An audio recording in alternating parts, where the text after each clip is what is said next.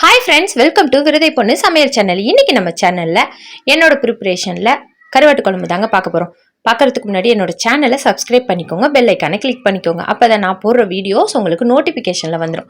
இப்போ வாங்க நம்ம வீடியோக்குள்ள போயிடலாம். கருவாட்டு குழம்பு செய்யறதுக்கு நான் இன்னைக்கு சின்ன வெங்காயம் தாங்க எடுத்திருக்கேன். ஒரு 100 கிராம் அளவுக்கு சின்ன வெங்காயத்தை இந்த மாதிரி உரல் கல்ல போட்டு இடிச்சிக்கலாம். கூடவே ஒரு 10 பல் பூண்டையும் சேர்த்து இடிச்சிக்கலாம். கருவாட்டு குழம்பு மீன் குழம்புக்குலாம் இந்த மாதிரி சின்ன வெங்காயத்தை இடிச்சு சேர்க்கக்குள்ள நல்ல மனம் இருக்குங்க. அதுல டேஸ்ட் நல்லா இருக்கும். கருவாட்டு குழம்பு செய்யறதுக்கு சின்ன வெங்காயம் எடுக்கிறது தாங்க பெஸ்ட்டு. ஏன்னா கருவாடு சூடு இல்லைங்களா, அதுக்கு சின்ன வெங்காயம் நம்ம சேர்க்கக்குள்ள ரெண்டும் ஈவன் ஆகிடுங்க. கத்திரிக்காவை நம்ம தனியாக வதக்கிக்கலாங்க. அதுக்கு ஃபஸ்ட்டு அடுப்பை பற்ற வச்சுட்டு அதில் கடாய் வச்சு எண்ணெய் கொஞ்சம் சேர்த்து கத்திரிக்காவை போட்டுக்கிறேன். கத்திரிக்காய் வதங்கிறதுக்காட்டியும் நம்ம இந்தாண்ட அடுப்பில் குழம்பு கொட்டிக்கலாம். கரெக்டாக இருக்கும். இந்த கத்திரிக்காய் வதங்கினதுக்கு அப்புறம் நம்ம குழம்புல சேர்த்துக்கலாம். கத்திரிக்காய் எப்பயுமே தனியாக நம்ம வதக்கிறது நல்லதுங்க. இப்போ கடாயில் எண்ணெய் ஊற்றிட்டு கடுகு, வெந்தயம், ஜீரகம் தாளிச்சிக்கலாங்க. எல்லாம் பொரிஞ்சு வந்ததுக்கப்புறம் நம்ம இடித்து வச்சிருந்த வெங்காயம் பூண்டியை சேர்த்து வதக்கிக்கலாம். நல்லா சுருளை வதக்கி கொடுத்துருங்க. எண்ணெய் நம்ம விட்ட எண்ணெய் மேலே பிரிஞ்சு வர வரைக்கும் வெங்காயம் தக்காளிலாம் நல்லா வதங்கணுங்க. கத்திரிக்காவும் நம்ம இந்தாண்ட சைடில் வதக்கி விட்டுறலாம். 5 நிமிஷத்து வேலை தாங்க. நம்ம ரெடி பண்ணிட்டோம்னா 10 நிமிஷத்தில் குழம்பு இறக்கிடலாங்க. இப்போ நல்லா வதங்குதுங்க. கூடவே நம்ம கொஞ்சம் கருவேப்பிலை சேர்த்து வதக்கிக்கலாம்.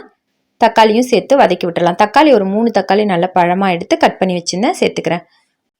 கருவாடை நான் தலையும் வாலையும் கட் பண்ணிவிட்டு அது உள்ள ஒரு குடல் மாதிரி இருக்கும், அதையும் ரிமூவ் பண்ணிவிட்டு ஒரு 10 நிமிஷம் சுடு தண்ணியில், வெதுவெதுப்பான சுடு தண்ணியில் ஊற வச்சுருந்தேன். இப்போ அதை நான் கழுவி க்ளீன் பண்ணி எடுத்துக்கிறேன்.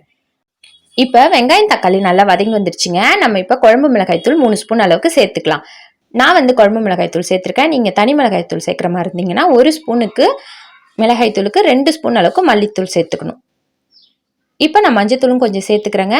சேர்த்து அந்த ஆயிலே நம்ம வதக்கி விட்டுறலாம். அப்போ தான் இந்த மிளகாய்த்தூள் ஸ்மெல் இல்லாமல் நல்லாயிருக்கும். இப்போ கத்திரிக்காயும் நான் வதக்கி வச்சுருக்கேங்க. ஒரு எலுமிச்சைப்பழ சைஸ் அளவுக்கு புளி எடுத்து நல்லா கரைச்சி வச்சுருந்தேன், அதையும் சேர்த்துக்கிறேன். சேர்த்து நல்லா கொதிக்க விட்டுறலாங்க. குழம்பு நல்லா தளன்னு இந்த மாதிரி எண்ணெய் பிரிஞ்சு கொதிச்சு வரணும். குழம்பு நல்லா இப்படி கொதிச்சு வந்ததுக்கப்புறம் நம்ம வதக்கி வச்சிருந்த கத்திரிக்காயை சேர்த்துக்கலாம்.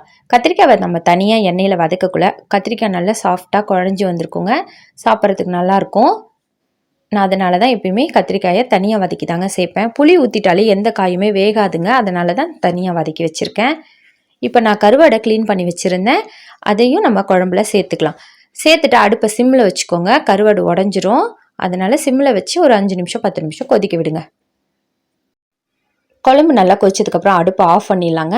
இப்போ சுட சுட சாதத்தோட கருவாட்டு குழம்பு கத்திரிக்காவோட சாப்பிட்டா எவ்வளோ டேஸ்ட்டாக இருக்கும் தெரியுங்களா? நான் சொல்கிறத விட நீங்கள் ட்ரை பண்ணி பார்த்துட்டு கமெண்ட்டில் எனக்கு எப்படி இருந்துச்சுன்னு சொல்லுங்கள் ஃப்ரெண்ட்ஸ். அது எனக்கு இன்னுமே ஹாப்பி. ஓகேங்க, என் வீடியோஸ்லாம் உங்களுக்கு பிடிச்சிருந்துச்சின்னா ஃப்ரெண்ட்ஸ் அண்ட் ஃபேமிலியோட ஷேர் பண்ணிக்கோங்க. நான் செய்கிற டிஷ்லாம் உங்களுக்கு பிடிச்சிருந்துன்னா சமைச்சு பார்த்துட்டு சாப்பிட்டு பார்த்துட்டு கமெண்ட் பண்ணுங்கள். நோயற்ற வாழ்வே குறைவற்ற செல்வம். தேங்க்ஸ் ஃபார் வாட்சிங். Support my சேனலுங்க.